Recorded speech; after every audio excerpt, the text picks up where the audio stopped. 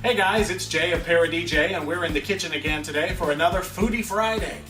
Today's healthy comfort food is lasagna, made with ground chicken and spinach. For me, it helps to think of the prep work as three separate processes: boiling the noodles, making a meat sauce, and making a spinach ricotta mixture. Let's do this. Hey, this lighting is a lot better.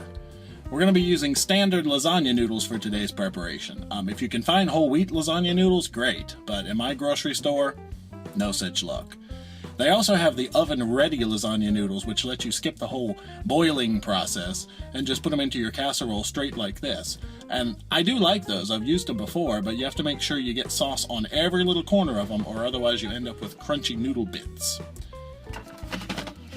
Let's also grab two 15-ounce cans of tomato sauce while we're in here. To the fridge! Well, hello again. Our meat sauce will be made from 1 pound of good old ground chicken. And actually, while we're in the fridgy area, I also need to grab two 10-ounce boxes of frozen spinach. Let's roll. I heat, here we go. Alrighty, let's start by boiling some water. I like to use a big pot. This is an 8-quart, so the noodles have lots of room to swim around and maybe not stick to each other. Now on another burner at medium-high heat, we'll begin crafting our meat sauce by browning our chicken. I'm using a 3-quart pot for this, given a dose of cooking spray.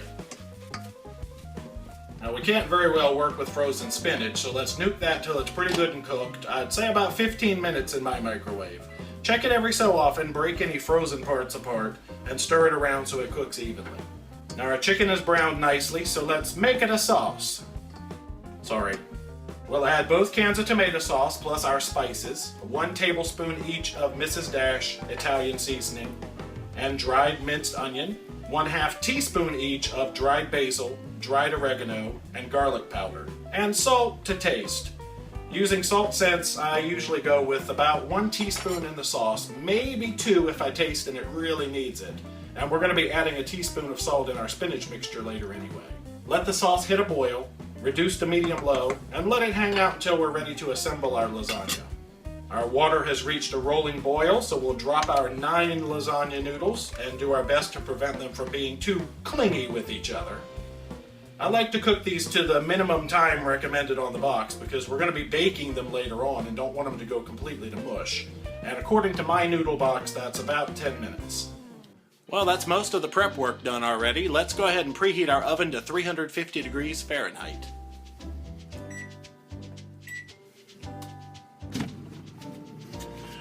Well, hello once again.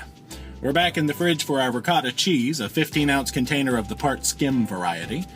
We also need an egg product, and I'm using an egg substitute, like an Egg Beaters. This is a generic variety. And let's grab some grated Parmesan and shredded cheddar while we're at it. Alrighty, our noodles have finished cooking, so we're going to drain those and get them into an ice bath to stop the cooking process. Alright, noodles are done, sauce is done. The last component of this is the spinach mixture. So we'll grab our spinach out of the microwave. Make sure we drain it and get as much moisture out as we can. You can wring this out in a clean towel or just use the brute force method and smash it down into your strainer till it's as dry as it can be. Alright, that is pretty good and dry. So we'll add that to a mixing bowl with our entire 15-ounce container of ricotta cheese. And I'm going with 1/2 cup of our egg substitute, or the equivalent of about an egg.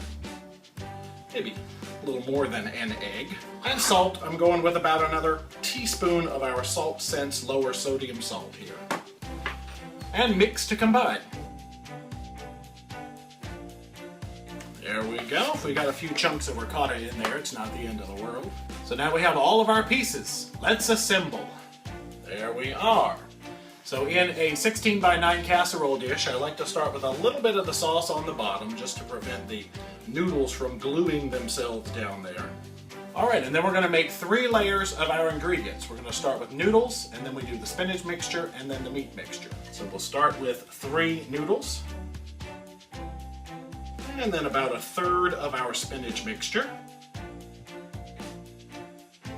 And then we'll do about a third of our remaining meat mixture. And we'll top with about a tablespoon of Parmesan cheese. And repeat. Noodles, spinach, sauce, Parmesan, noodles, spinach, the rest of our sauce. Alright, and after that final layer, we'll top this with about a cup of shredded cheese. Spread it around, share the love. Alright, to the oven! We'll let that bake for about 15 or 20 minutes until the cheese is all melted and everything's nice and bubbly. Look at that. Now this baked for about 18 minutes at 350 and then broiled for another 4 or 5 minutes until it got nice and brown, broiling at 500. Let it sit a few minutes to get its thoughts together before you go carving into it. And this really is a meal in itself, but you could add a salad or something light on the side if you felt like it. Even our bird agrees. Let's see how we did on the nutrition front. Huzzah! And how have we fared at the register? And there was much rejoicing. So thanks for joining me on this Foodie Friday. Hopefully you'll enjoy this recipe as much as we do. If you haven't already, make sure you're subscribed to the channel, become a Paromaniac, and keep up with all the crazy stuff we've got going on. And we're also on Facebook and Twitter. Come socialize with us. And until next time, rock on.